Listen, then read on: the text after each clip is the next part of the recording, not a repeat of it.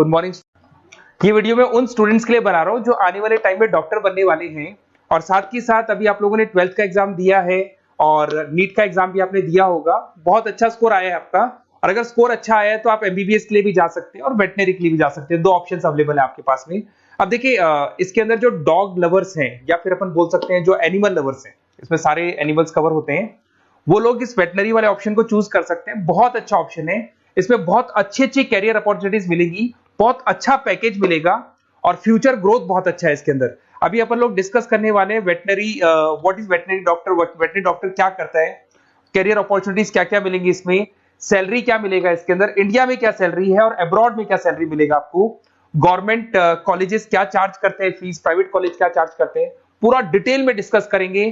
कहां एडमिशन लेना चाहिए, कितनी फीस पे लेना चाहिए, स्कॉलरशिप कितना मिलेगा, कम से कम बजट में कौन सा कॉलेज मिलेगा, इसको अपन बिल्कुल डिटेल में डिस्कस करने वाले हैं। चलो शुरू करते हैं। अब देखिए एक वेटनरी डॉक्टर करता है क्या, what the veterinary doctor will do. तो वेटनरी डॉक्टर बहुत सारे काम करता है, डायग्नोस्टिक का काम है, उसका ट्रीटमेंट का काम है, सर्जरी का काम है, प्रिवेंशन क्योर का काम है, इमरजेंसी केयर के लिए आपका जो एनिमल वेलफेयर हो गया, क्लाइंट एजुकेशन हो गया, ये सारे काम को करता है। जैसे अगर अपन डायग्नोस्टिक की बात करें तो एनिमल्स का एग्जामिनेशन करना है, उसका एक्सरे करना है, ब्लड टेस्ट करना है, उसमें वो काम करेगा। अगर मैं ट्रीटमेंट की बात करता हूँ तो यहाँ पे वो मेडिसिन वगैरह जो देगा वो देगा आपको, प्रोवाइड वैक्सीनेशन, वो बहुत इंपॉर्टेंट है क्योंकि वैक्सीनेशन वगैरह अपन देखते हैं डॉग्स वगैरह को रेगुलर बेसिस पे अपने को देना पड़ता है। सर्जरीज हो गई, जैसे रूटीन सर्जरीज, कॉम्प्लेक्स सर्जरीज, ये सारे काम वो करेगा। उसके अंदर प्रिवेंटिंग क्योर, वैक्सीनेशन वगैरह हो गया। उसके बाद में इमरजेंसी केयर के लिए वो जो काम करेगा, जैसे इमरजेंसी केयर में किसी को किसी एनिमल को कोई प्रॉब्लम आ गया तो उसका लाइफ सेविंग कैसे करना है, इमरजेंसी में कैसे लेना है उसको। एनिमल वेलफेयर में जैसे जो एनिमल वेलफेयर ऑर्गेनाइजेशन होती है उसमें वो काम करेगा। उसके बाद में क्लाइंट एजुकेशन हो गया, जो भी आपके क्लाइंट्स होंगे जो डॉग रखते हैं, जो भी पेट रखते हैं, उनको क्या खिलाना है, उनको कैसे रखना है, उसके ऊपर डिस्कशन करेगा सारा का सारा। अब देखिए मेन चीज इसमें आती है कैरियर अपॉर्चुनिटीज। क्या कैरियर अपॉर्चुनिटीज होगी, आप डॉक्टर बन जाएंगे तो डॉक्टर बनने के बाद में आपकी जॉब कहां लगेगी या फिर अपना खुद का प्राइवेट बिजनेस खोलेंगे, कैसे करेंगे आप। इसमें सबसे बढ़िया ऑप्शन है प्राइवेट क्लिनिक्स। ये लोग अपना खुद का प्राइवेट क्लिनिक खोलते हैं, small animal, large animal, mix दोनों के लिए खोल सकते हैं। तो प्राइवेट क्लिनिक के अंदर बहुत अच्छी अर्निंग है, अपन उसका जो सैलरी पार्ट है वो भी डिस्कस करेंगे नीचे। उसके बाद में आपका एनिमल हॉस्पिटल्स हो गए, प्राइवेट और गवर्नमेंट दोनों हॉस्पिटल हैं जहां पे जॉब लग सकती है।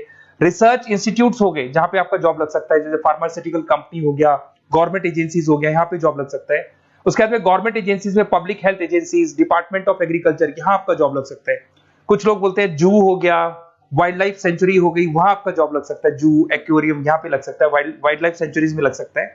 उसके अलावा फूड प्रोडक्शन इंडस्ट्रीज हो गई, जैसे लाइफ स्टॉक प्रोडक्शन हो गया, जैसे कोई मुर्गियों का बिजनेस करता है या मुर्गियों का फार्म है, वहां पे जॉब लग सकता है आपका। एनिमल वेलफेयर एडवाइस के लिए जॉब लग सकता है आपका।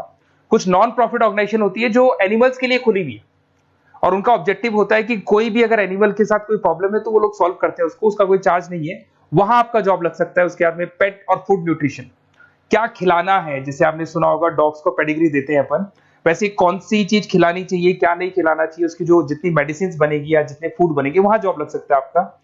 उसके अलावा आपका स्कूल्स एंड कॉलेजेस में आपका जॉब लग सकता है एज अ फैकल्टी। पढ़ने के बाद में अगर आपका इंटरेस्ट है फैकल्टी बनने का तो वहां आपका जॉब लग सकता है। कंसल्टेंसी फर्म्स हो गया, animal health consultancy, food safety consultancy, यहाँ आपका जॉब लग सकता है। देखो ये सारे ऑप्शंस है। उसके अलावा सैलरी पैकेज देखो, अभी मैं जो सैलरी पैकेज की बात कर रहा हूँ इंडिया की बात कर रहा हूँ, अपना जो होम कंट्री इंडिया इसकी बात कर रहा हूँ। फिर अपन सैलरी पैकेज की बात करेंगे, वो अब्रॉड की बात करेंगे। तो सब में अगर आप देखें तो ऑन एन एवरेज ये मान के चले कि आपका 5 लाख से 10 लाख तक का एवरेज जा रहा है पैकेज। अगर प्राइवेट क्लिनिक भी आप खोलते हैं, गवर्नमेंट सर्विस भी करते हैं ना, तो आप ये मान के चले कि आपका पैकेज 5 से 10 के बीच में जाएगा। उसके बाद रिसर्च इंस्टीट्यूट में भी यही मिलेगा आपको, जूस वगैरह के अंदर आपका यही 5 से 10 लाख के बीच में मिलेगा। फूड प्रोडक्शन इंडस्ट्रीज है, नॉन प्रॉफिट ऑर्गेनाइजेशन है, तो ऑन एन एवरेज ये मान के चलो 5 लाख टू 10 लाख। तो एज अ फ्रेशर आपको एक्सपीरियंस हो जाएगा तो पैकेज बढ़ जाएगा, कंसल्टेंसी फर्म से यहाँ लग सकते हैं। बट अगर आप अब्रॉड का प्लान कर रहे हो ना, तो अब्रॉड के अंदर तो ये मान के चलो कि आपका जो सैलरी है उसके अंदर बहुत जबरदस्त मल्टीपल इंक्रीमेंट होने वाले हैं। अगर आप अब्रॉड का प्लान कर रहे हैं, अगर यूएस में अगर आपका जॉब लगता है तो ये मान के चले ऑन एन एवरेज $1 लाख है एनुअली। तो अगर $1 लाख का मतलब मान के चले तो 83 या 80 रुपीज राउंड फिगर में मानोगे तो भी 80 लाख रुपए आपको मिले। तो इसके अंदर एक बहुत अच्छा ऑप्शन है कि आप एज अ डॉक्टर बन के अब्रॉड भी जा सकते हैं। कुछ लोग हैं जो नहीं जाना चाहते बट कुछ जाना चाहते हैं तो वो जा सकते हैं, इसमें अब्रॉड भी जा सकते हैं। उसमें यूएस है, यूके है, ऑस्ट्रेलिया है, कनाडा है, जर्मनी है, बाकी और बहुत सारी कंट्रीज है जहां पे बहुत अच्छे अच्छे जॉब लगेंगे। ऑन एवरेज मान के चलो 80 लाख, 70-80 लाख रुपए आपको साल के मिल जाएंगे। ये सारे ऑप्शंस हैं। अब मेन चीज पे आते हैं। देखो सीधी सी बात है, अगर इसको करना है तो उसको करने के लिए नीट में स्कोर कितना चाहिए, गवर्नमेंट कॉलेज क्या मांगेगा, प्राइवेट कॉलेज क्या मांगेगा। अगर मैं गवर्नमेंट कॉलेज की बात करता हूं तो नीट में मिनिमम 450 का मार्क्स चाहिए आप। अगर नीट में 450 मार्क्स नहीं है, प्लस आपका 12th में 50% कंपल्सरी है, फिजिक्स, केमिस्ट्री, बायो से होना चाहिए, 50% होना चाहिए, और साथ के साथ नीट के अंदर 450 मार्क्स चाहिए। 5.5 साल का कोर्स है। गवर्नमेंट कॉलेज में अगर आपको मिल जाता है तो सबसे फर्स्ट ऑप्शन यही रखेंगे आप।